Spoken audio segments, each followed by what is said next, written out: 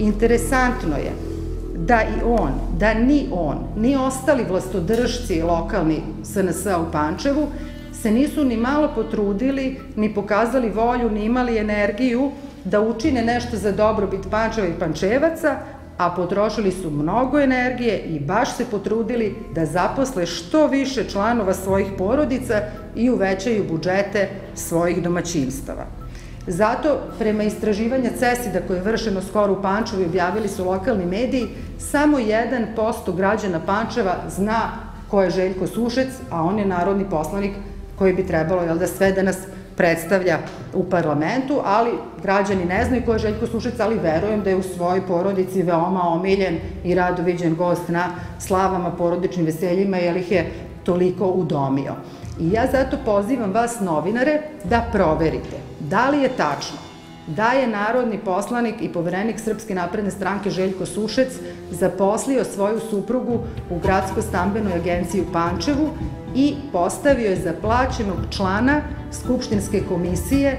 za izdavanje poljoprivrednog zemljišta. Takođe, proverite da li je zaposlio i svoju sestru u institutu Tamiš i da li je ovo učinio od kada je izabran za narodnog poslanika i poverenika Srpske napredne stranke. Takođe vas pozivam da proverite da li je pokrajinski poslanik Joca Lazarov, dok je ATP bio deo stranačkog plena Srpske napredne stranke, svog kuma postavio za direktora, svoju suprugu za zamenika direktora i još nekoliko bližih i daljih rođaka zaposlio da budu menadžment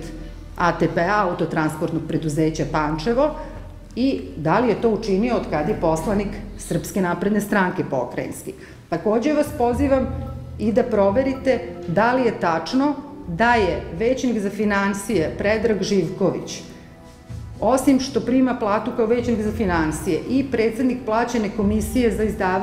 za izradu propisa i planova i član dobro plaćenog upravnog odbora, da je zaposlio svog rođenog brata u sudu, u kojoj se jako teško, ja iz iskustva lično znam da je gotovo nemoguće ući, da je svog kuma postavio za direktora upravnog odbora apoteke u Pančevu i sada je taj direktor apoteke u Pančevu, kum Predraga Živkovića, većnika za finansije, izdao svoj lokal apoteci Pančevo na misiju. Eto, proverite da li je tačno, ima još nebroje novih primjera, mi bismo izgubili ceo dan da ih ja nabrajam, a bit će prilike da idemo dalje. Mi sada u Pančevu imamo situaciju da se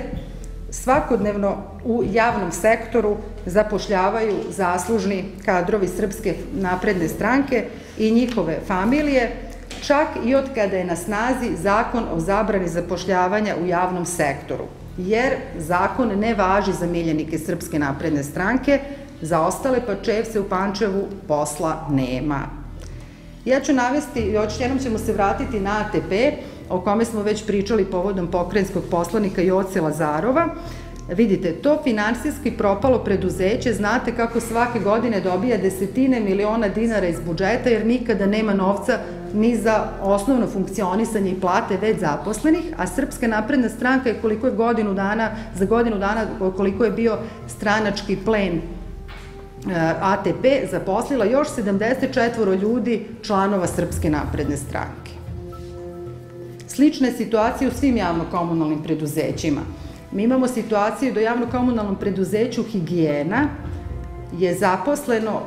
Pančevo ima 120.000 stanovnika, Kragujevac ima 200.000, a u Kragujevačkoj Higijeni je zaposleno 360 ljudi, u Pančevačkoj oko 450 ljudi. A sećate se da je prošle zime smo stigli na RTS tako što nema dovoljno čistača. Znači, tih fizičkih radnika, mučenika, čistača koji obavljaju osnovnu delatnost preduzeća ima 27, nema ih dovoljno, a zapošljavaju se šefovi, direktori, menadžeri, sekretarice, ne zna im se broja koliko ih zaposlenih ima.